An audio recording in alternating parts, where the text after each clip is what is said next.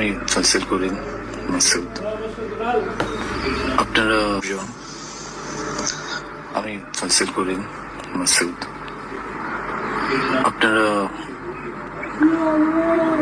যে হাদি হত্যাকাণ্ডের সাথে আমার জড়িত থাকার কথা জানেন। আসলে প্রকৃতপক্ষে আমি হাদি হত্যার এই ঘটনার সাথে কোনোভাবেই জড়িত না।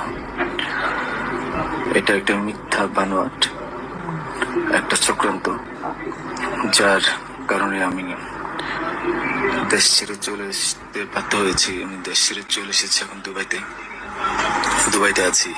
আমার দুবাইয়ের 5 বছরের মাল্টিপল ভিসা ছিল, যেভাবে হোক অনেক কষ্ট করে দুবাই চলে এসেছি।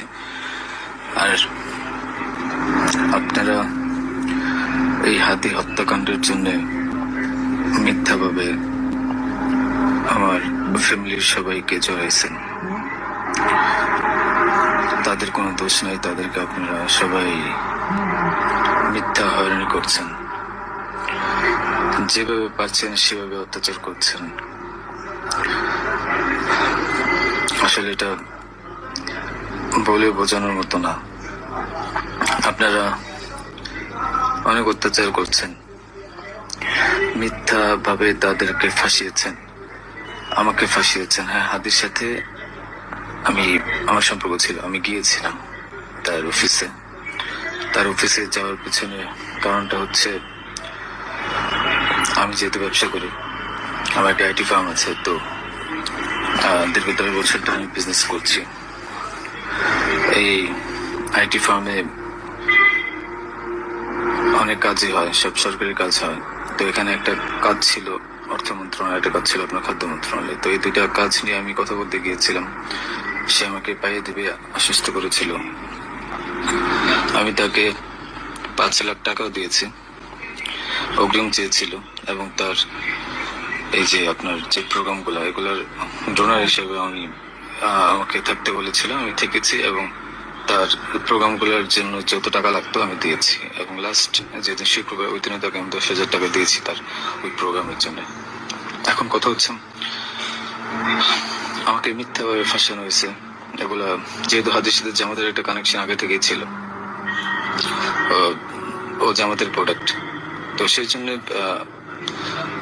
জামাতিরা কোনোভাবে এই ঘটনা ঘটেছে। ওই বাইকের মধ্যে আমি ছিলাম না, এবং ওই বাইকের চালকও আমার কোনো ছোট ভাই ছিল না। আমাদের দুজনকে মিথ্যাভাবে ফাঁসিয়েছে। এখন কি বলবো, এই জন্য আমার পরিবার ভুক্তভোগী। আমি আমার পরিবারকে আপনারা মিথ্যাভাবে এত জঘন্যভাবে যে অত্যাচার গুলো করছেন,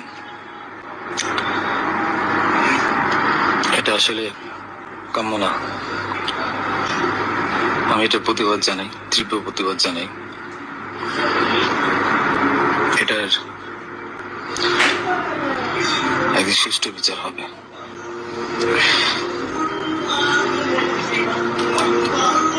এই ঘটনার সাথে আমার পরিবার, আমি কোনোভাবেই জড়িত না। আর আপনারা যেই ব্যাংকের টাকার কথা বলছেন, এগুলো আমার কামানো টাকা, আমার সরকারি বিলের টাকা। আমি এবছরও 9 লাখ টাকা ট্যাক্স পে দিয়েছি, ট্যাক্স পে করেছি। প্রতি বছরে আমি গভর্নমেন্টকে ট্যাক্স দিই। এগুলো প্রত্যেকটা হিসাব আছে।